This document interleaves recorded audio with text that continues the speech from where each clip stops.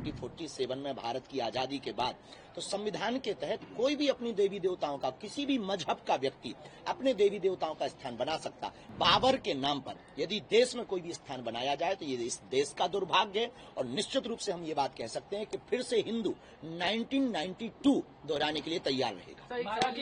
1992 दोहराने के लिए हिंदू तैयार है। लेकिन इस बात का दुर्भाग्य भी है कि राम मंदिर जब बना था तो बहुत लोगों ने कमेंट किया था कि वहां अस्पताल बनाया जाना चाहिए। अब बाबरी मस्जिद की जब बात आई है तो उन लोगों के मुंह में कैंसर हो गया। हम इस देश में हिंदू मुसलमान, हम इस देश में अंगड़ा पिछड़ा, हम इस देश में जातिवाद नहीं चाहते, हम इस देश में राष्ट्रवाद चाहते। उन्होंने बाबरी की नींव रखी, हम गए, क्योंकि बाबरी बनेगी तो बाबा आएगा। देखिए, बाबरी मस्जिद की नींव रखने के ठीक 2 दिन बाद हम कोलकाता गए। वहां पर परेड ग्राउंड में एक साथ 5 लाख गीता पाठ का पाठ भी किया और इसलिए हम गए कि हमारा जाना बहुत आवश्यक था।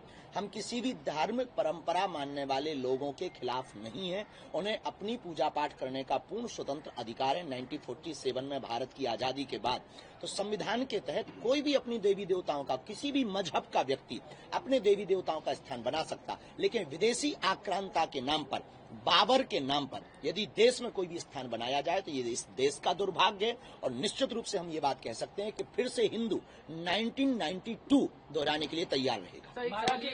1992 दोहराने के लिए हिंदू तैयार है। लेकिन सर, मैं सवाल ये है कि आज भी 2 लाख लोग जुटाए गए, क्या ये हिंदुओं के खिलाफ एक साजिश रची जाएगी वहाँ पर? कहीं ना कहीं निश्चित रूप से विदेशी आक्रांताओं के नाम पर ये धार्मिक उन्माद फैलाने की तैयारी है। और हमें इस बात का दुर्भाग्य भी है कि राम मंदिर जब बना था तो बहुत लोगों ने कमेंट किया था कि वहां अस्पताल बनाया जाना चाहिए। अब बाबरी मस्जिद की जब बात आई है तो उन लोगों के मुंह में कैंसर हो गया। आपको ये नहीं लगता पश्चिम बंगाल में बाबरी मस्जिद बनाने की बात की गई, उसके बाद आपने गीता पाठ करवाया और अब जो टीएमसी के विधायक है मदन मित्रा, उन्होंने ये कहा है कि भगवान श्री राम मुस्लिम थे।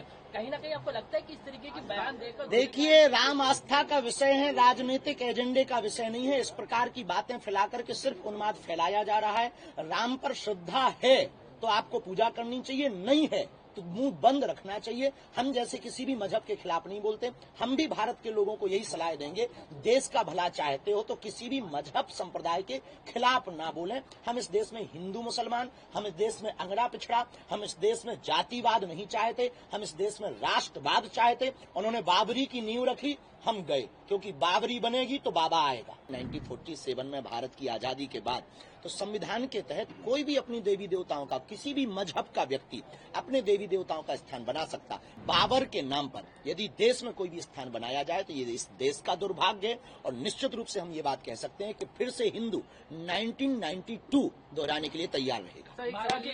1992 दोहराने के लिए हिंदू तैयार है। लेकिन इस बात का दुर्भाग्य भी है कि राम मंदिर जब बना था तो बहुत लोगों ने कमेंट किया था कि वहां अस्पताल बनाया जाना चाहिए। अब बाबरी मस्जिद की जब बात आई है तो उन लोगों के मुंह में कैंसर हो गया। हम इस देश में हिंदू मुसलमान, हम इस देश में अंगड़ा पिछड़ा, हम इस देश में जातिवाद नहीं चाहते, हम इस देश में राष्ट्रवाद चाहते। उन्होंने बाबरी की नींव रखी, हम गए, क्योंकि बाबरी बनेगी तो बाबा आएगा।